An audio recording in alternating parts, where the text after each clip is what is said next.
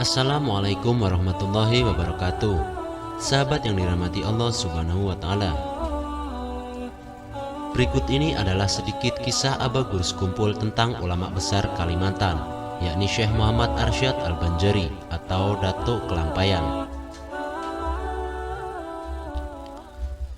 Orang Banjar dianugerahi dan memiliki ulama yang levelnya mendunia. Beliau adalah Datuk Kelampaian atau Maulana Syekh Muhammad Arsyad Al-Banjari bin Abdullah bin Abu Bakar bin Sultan Abdul Rashid Mindanao bin Abdullah bin Abu Bakar Al-Hindi bin Ahmad As-Solaibiyah bin Husain bin Abdullah bin Syekh bin Al-Habib Abdullah Al-Aidrus Al-Akbar atau Datuk seluruh keluarga Al-Aidrus, dan seterusnya nasabnya bersambung ke Rasulullah SAW.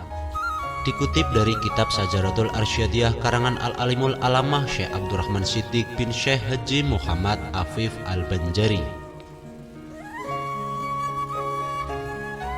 Diceritakan oleh Abagus Kumpul bahwa salah satu guru dari banyak guru dari Datuk Kelampaian adalah Syekhul Islam Syekh Muhammad bin Sulaiman Al-Qurdi, ulama Mesir yang saat itu beliau adalah ulama nomor 1 dunia karena kealimannya.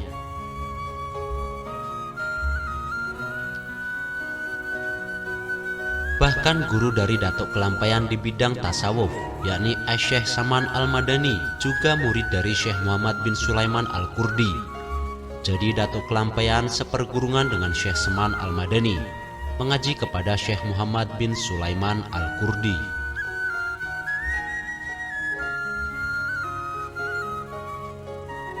Diceritakan suatu waktu Syekh Muhammad bin Sulaiman Al-Qurdi datang ke Madinah dan beliau sempat mengadakan majelis di sana.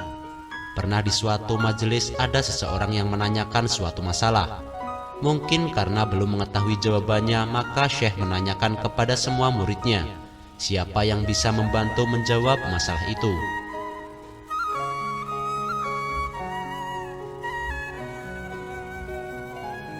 Semua murid beliau tidak ada yang bisa menjawabnya. Tetapi tiba-tiba murid yang paling depan menyerahkan selembar kertas dan di situ tertulis jawabannya. Lalu Syekh menanyakan apakah dia yang menulis itu.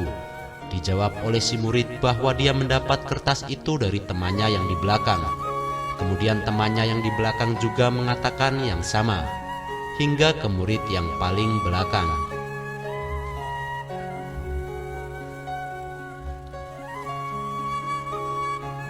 Maka akhirnya diketahuilah bahwa yang menulis jawaban di kertas itu adalah Syekh Muhammad Arsyad atau Datuk Kelampaian. Ternyata beliau menyembunyikan dirinya dengan menjawab menulis di kertas itu. Maka dipanggillah beliau maju ke hadapan gurunya.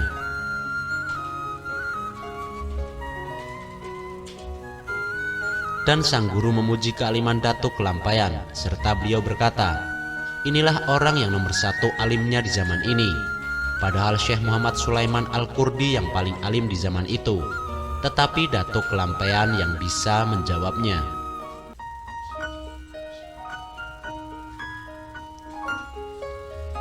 Setelah lama menuntut ilmu di 2 kota suci, yakni Mekah dan Madinah, Datuk Kelampaian atau Syekh Muhammad Arsyad Al-Banjari beserta 3 orang sahabatnya, yaitu Syekh Abdus Somad Al-Palimbani, pengarang kitab yang kondang di kalangan pesantren di Kalimantan Selatan, Hidatus Sholihin, Syekh Abdurrahman Misri Betawi, dan Syekh Abdul Wahab Bugis berniat meneruskan menuntut ilmu ke Mesir, dan niat ini diutarakan kepada gurunya.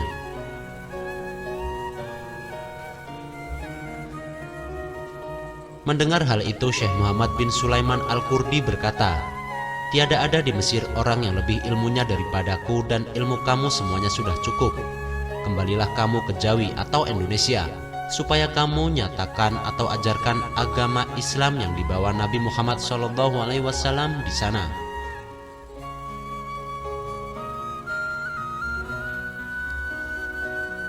Maksud beliau bahwa tidak usahlah pergi ke Mesir, karena menurut beliau kecerdasan dan kepandaian mereka sudah melebihi ulama-ulama Mesir saat itu. Tidak ada lagi guru-guru di Mesir yang sanggup memberikan pelajaran kepada mereka, karena yang paling alim saat itu saja adalah Syekh Muhammad Sulaiman.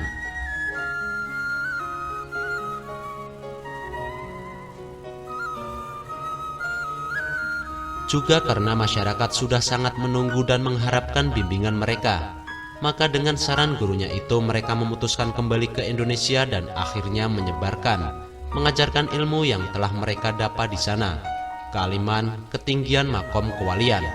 Kesuksesan Datuk Kelampaian terbukti dari berkembang pesatnya Islam di Kalimantan dan Banjar khususnya, bukan saja bagi umat, bahkan bagi keluarga dan dzurriyyahnya.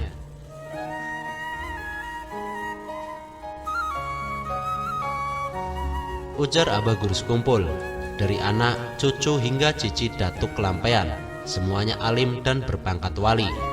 Setelah gamit atau keturunan di bawah cicit, hanyar Bapali baru sebagian saja yang wali, karena gamit tidak sempat bertemu dan belajar dengan Datuk Kelampaian yang sudah wafat.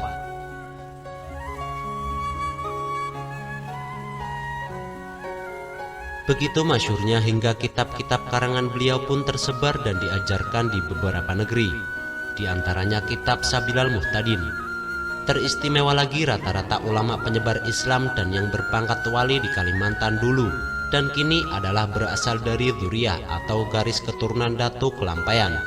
Di antaranya adalah Abah Guru Sekumpul.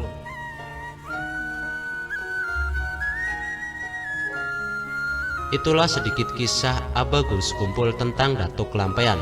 Semoga bermanfaat dan dapat menambah kecintaan kita kepada Allah dan para kekasihnya, agar tergugah hati kita untuk senantiasa meneladaninya dan makin giat beribadah kepada Allah Subhanahu wa Ta'ala. Wassalamualaikum warahmatullahi wabarakatuh.